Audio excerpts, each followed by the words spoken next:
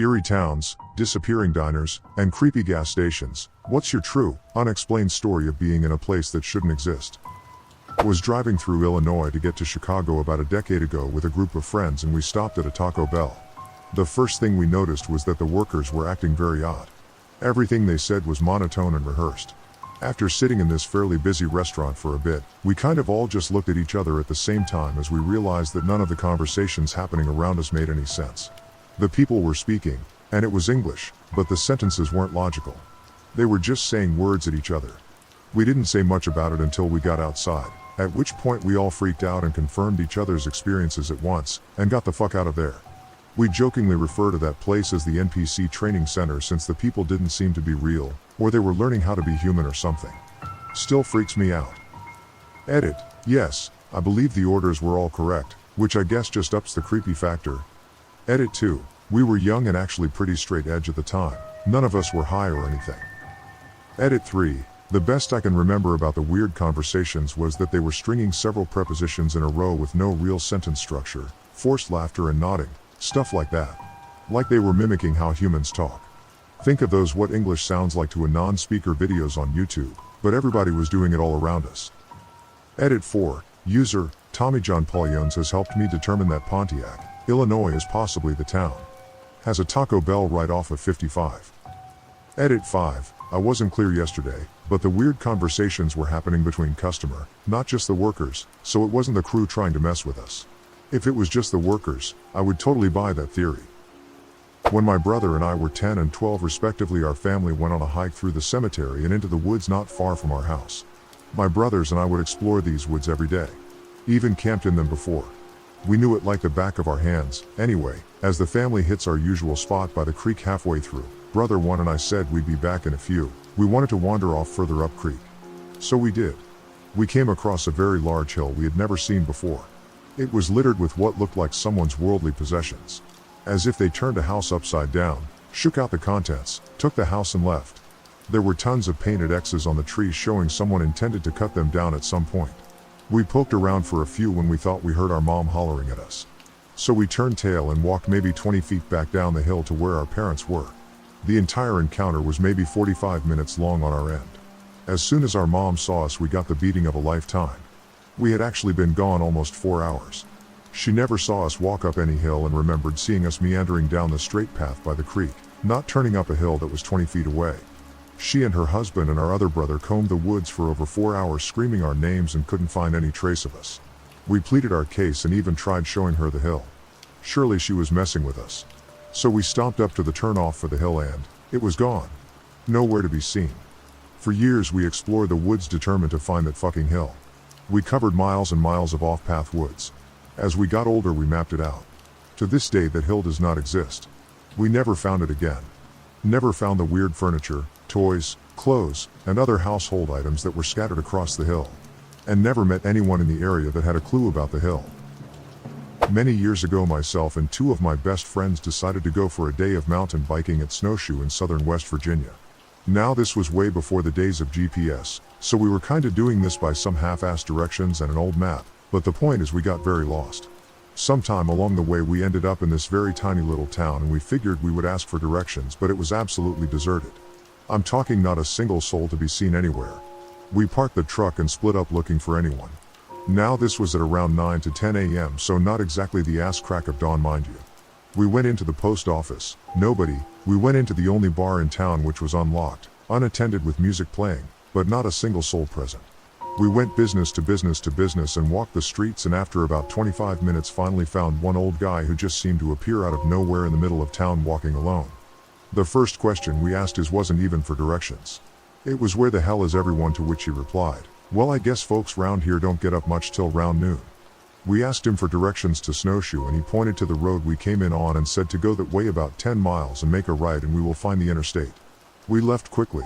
We all had a very bad sense of unease about the whole thing. As we left we were about 5 miles down the road and hit a lady dressed up in a state road uniform standing in the middle of a very long straightaway holding a stop sign. When we approached her she turned the sign from slow to stop. We asked what was going on. She stated that there was road construction ahead. We told her of what just happened and she just kinda laughed and said those people in that town are kinda strange, but let it slide. So we actually started talking to her, waiting for a line of traffic to come by from the opposite direction. We ended up talking to her for about 45 minutes to an hour, just shooting the shit. Kinda got lost in the convo. Not one single vehicle ever approached from either direction. Eventually she said, "Well, I guess it's clear now and y'all can go ahead," and slowly turn the sign from stop to slow and motion for us to go ahead.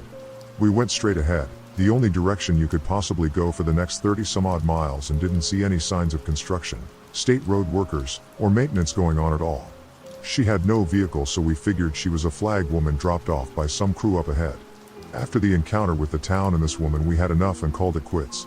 We turned on the interstate as soon as we found it and headed north and home. Every single one of us still remembers this whole encounter in vivid detail to this day. I asked my friend about it around 3 months ago at his wedding, and it still freaks him out to no end. My grandparents had a big farm when I was growing up, and all of the grandkids would help work it over the summer when we were out of school. Anytime we saw a rabbit, we were supposed to get it with the hoe or grab the shotgun. I was around 12 or so when I saw a little rabbit in the beans, and I didn't want my grandfather to see it, so I tried to chase it off. Followed it into the brush on the land, and for whatever reason I just kept following it, because usually I'd lose sight of them pretty quickly once they hit the brush. Kept following it until I found what was clearly an old barn ruin. These are pretty normal to happen upon where I'm from, and they're fun to look around inside, so I went in. It was weirdly kept up really well, with antique tools in great shape and fresh hay. I worried I had crossed into our neighbor's property, so I hightailed it out of there. I asked my grandfather about it, and he said our land went way far past what I had described, and I couldn't have left our land in the short amount of time I was gone, so he followed me out there and we couldn't find it. I checked every summer I worked there and never found it again. Not creepy, but it always drove me crazy where that stupid barn went. Not creepy, just weird to me. A music store seemed to just show up in my town. I'd lived here 3 years and never saw it. Went in, and the guy had one bass guitar in the store. Me, being a bassist, played it and fell in love. Bought it, and then the next week when I was in town, the store was totally empty, and looked like it hasn't been open in a long time. Got a new bass out of it though, so I'm cool with it being a spooky ghost store. In the interior of BC, I spent a lot of time exploring in the truck. Found loads of abandoned buildings and cabins, but the coolest place that a friend showed me was an abandoned hippie commune deep in the forest. There were some crazy house designs. One looked like an ark, one was a 40 feet teepee clad with aluminum. The place was clearly built by people who had very little building experience, but lots of creativity and motivation. There was a lot of weird stuff I found on the property, and I even found a bike that was stolen off me the year prior. I have an Imgur album I'll find and link. This story takes place in the mid-90s, a time before widely used cell phones and GPS. My two best friends and I, freshly able to drive, decided we would head out on a Saturday to a water park in southern Missouri, about a 3-hour drive from our hometown in northwest Arkansas. We had never been before and just used road maps to get there. We had pretty fantastic time, but as the sun started to reach the tree line, we thought we ought to head home. It's about 7 o'clock and we miss a turn, but my friend Paul, who was navigating, said not to worry, another turn was coming up that would get us there just as fast. The next turn took us from detour to completely lost. By 8 o'clock we are on a road that seemed to be lacking in informative road signs and zero lights. We finally see a gas station and are relieved to get some directions as well as some gas. My friend Taylor and I go inside while Paul pumps the gas. We come inside and a very friendly old man in his early 60s who gives us a very large grin and says, "Well, hello there." He looked like an extreme hillbilly but very pleasant. We explained that we were needing gas and wanted to fill up. He explained that he was about to shut down for the night but would be happy to oblige us. He then said something I'll never forget: "You have to make haste though. Tonight is buffer night." Taylor and I looked at each other and shared an awkward look. We asked him if he could point out our location on the road map. While he was finding it, 2 people entered the shop from the back and called out for the old man. He said he was up front. The 2 approached us, a man and a woman, and at first looked confused, then as though hit with an epiphany they smiled. They asked the old man, "Are these the guests tonight?" He shot them a look and said, "No, these are some lost children." The way he said children caused the hairs on my neck to stand up. Not sure why. They looked at us and said, "The 3 of you should make haste, because tonight is buffer night." 2 things scared the shit out of me right then. The first being, how did they know about Paul pumping gas out front when they came from the back, and the second being that they repeated the old man verbatim. We clarified the directions to get back on a main highway and paid for the gas without waiting for change. Taylor and I booked it out of the gas station to find Paul already in the passenger seat. When we got into the car, we were nearly airborne from the speed we took off. Before we could say anything, Paul told us about how 3 men from across the street stood under a tree just watching him. He waved, but they didn't move a muscle. We just drove as fast as we could until we got back to the highway. To this day I will still have a nightmare every so often about that gas station and what my imagination has twisted Buffer Night into being.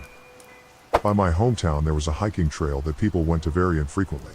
It was along the side of the Niagara Escarpment, so it had some climbable cliffs, and some very shallow caves that you could crawl around on. I went with some friends when I was 19 or 20 and we were crawling around and found a cave that went pretty deep. We had never been in there before, had never even seen it before. So we pushed forward and decided to check it out even though we had no flashlights, and this was when cell phones didn't really have a flashlight function. We stepped into the cave and it was easily 20 to 30 degrees cooler than outside. Upon looking around with which light we had, we noticed it was really clean inside the cave, as in it didn't have beer cans littered everywhere like all the other small caves did. While in there we got a really eerie feeling after being in there shortly. Hearing weird and strange things. Feeling like we were being touched, poked and pulled, and not having any way to figure out who was doing it because it was too dark. We were just using lighters to see what was around us. We were convinced one of us was messing with the others. Although anytime we sparked up a lighter, we were all decently far apart. We decided to hightail it out of there after only a few minutes, convinced to come back with flashlights. We came out to see that it was now dusk outside. When we entered it was midday. Somehow we had lost roughly 3 hours inside of this cave. We went back with flashlights the next week. Edit, it is in Wisconsin, Oakfield Ledge if you want to check it out. Creepiest Google Map places. A man in Canada decided to drive until the highway stopped. I believe he started in Winnipeg and kept going north/northwest until he ran out of road. About 1 to 2 hours before he got to that point, he saw a lot of cars parked off the side of the road. Keep in mind that there wasn't a single gas station or store nearby and hasn't seen a house for quite some time. There was a lot of about 30 to 35 old cars from the 50s or 60s. In the distance he saw a cavern entrance that was faintly illuminated by light. He noticed the tail end of a group of people dressed in all black walking in. No signs were around advertising it, and he said he couldn't find anything about it on Google Maps. He posted this a year ago, and that trip was even further back from that. I reached out and tried to get any markers or nearby areas I could do my own research by, but he said he could not remember specifics. Still makes me wonder to this day what was going on there. One time I was hiking around Arkansas with my wife and lost track of time. We ended up being too late for a camp spot at our intended place, so we had to search for another one. Eventually we found a sort of ranch where the owners often let campers stay who had nowhere else to go, so all was good. It was a bit crowded with other campers, so we had to ask these college-age kids if we could camp next to them on their spot, and they agreed. The kids were nice and even helped with our tent, but kept us up later than we wanted because they were loud and getting wasted well into the night. Anyway, we wake up in the morning and I'm just eating breakfast and getting ready and stuff went out of my eye. I noticed someone coming out of our neighbor's tent, but I didn't recognize her. It was a woman who was much older than the kids from last night, followed by her small daughter. The college kids from last night weren't there, but the actual stuff was the same. It was still their tent, their chairs, their car, same everything except for the people. It was really surreal. Everything was literally the same about our neighbors, except instead of them being 4 college kids, they had been replaced by an older family of 3. Many years ago, my family and I moved from California to Nebraska. I was still a young kid, probably 5 to 6 years old. We were driving through Nevada and shortly after Las Vegas, and we needed to stop and fuel up. We stopped at your typical old school gas station that rings when you pull up to the pump. I don't remember it that well, but my dad told me it looked normal. He got out to stretch while my mom went inside to pay for gas. My mom said that when she walked in, the gas station had quite a few people inside despite us being the only car there. When she walked up to the counter to pay for gas, everyone turned to her and the lights went out. She ran outside where my dad witnessed everything and helped her into the car, and we sped off down the interstate, not caring whether we ran out of gas or not. To this day, my mom says that's one of her scariest encounters because she can't explain nor figure out exactly what was going on. And yes, we found a better gas station down the road and made it to Nebraska. There's this old abandoned hotel a couple hours away from me. It's not like a modern hotel, but like an old Victorian house that was turned into a B&B. It's totally boarded up, big fence around it with barbed wire. Apparently it's pretty damn haunted. In high school, me and some friends went to go check it out. It's in the middle of a circular road, not a roundabout, but you can go around several times before feeding back onto the main road. It takes about 90 seconds to go around the circle. Anyway, the first time we drive through, all the shades on the windows are drawn. We drive around again, only half of the shades are drawn. The next time we drive by, all the shades are open. We drove around one last time and all the shades were drawn again. We freaked out and drove the hell out of there. A couple years ago, a buddy and I got turned around on a side road in rural North Missouri. I had no service for GPS and it was pouring rain, so I headed south toward my destination hoping to run into a main highway. We ended up coming into the town of Skidmore, Mo. It's a tiny town in the middle of nothing, but there's something dark about that place. Infamously, in the 80s, a man known as the town bully was killed in broad daylight in the middle of town there. Not one person spoke up about who killed him, and it's never been solved despite many witnesses. There's also been disappearances, and a brutal crime a few years ago involving a baby being cut out of a woman's womb. Keep in mind, this is a town of only 270 people. As we drove down the main drag, several people gave us a blank but intimidating stare, completely unnerving.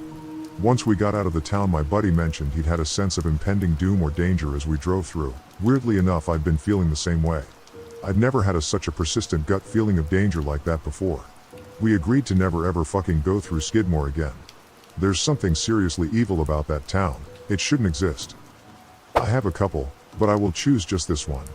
Driving in rural areas in New England, near the borders of Vermont and Mass, so I am not sure which one I was in. It was late, so late it was actually early. And there was fog, dense fog. Like Silent Hill levels of fog.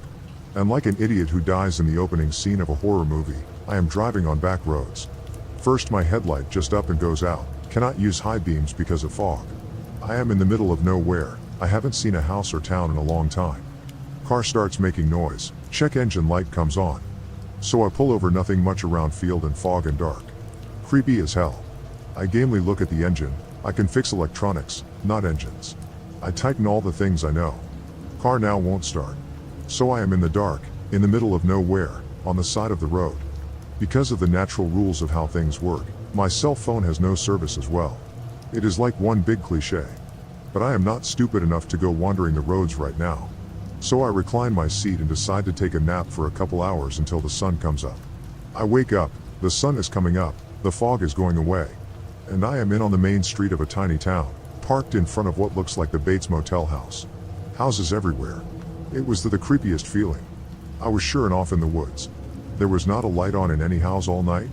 There was a service station 50 yards up the road. I walked up to it, talked to the guy. He walked over to look at the car, asked me to try to start it. And it did. The thing turned over right away. And both headlights were working. I drove on, never got the name of the little village, and I couldn't find it on a map. I always felt like I was in this big setup for a horror movie that just didn't pan out. When I was about 12, my mom and I were traveling cross country to move. We were staying the night in Missouri, at a typical roadside hotel next to an Applebee's, so we went in for dinner. It was packed, despite us being one of only a couple guests at the hotel, so we sat up at the bar. We noticed something weird after a few seconds. Every single person had a glass of milk in front of them. Even the dudes around the bar. Nothing else, just a tall glass of milk. Someone opened the fridge under the center bar and we saw just gallons of milk. The bartender took our dinner orders and brought each of us a glass of milk without us asking for anything to drink. It was so fucking weird. My mom told me not to drink it. On our way back to our room, my mom stopped at the front desk and asked the woman working there, half jokingly and half concerned, why everyone drinks so much milk in this town. The woman said she had no idea what she was talking about and we just moved on. When we were putting our leftovers in the mini fridge up in our room, there were like 10 mini cartons of milk. No brand, just the word milk in black lettering.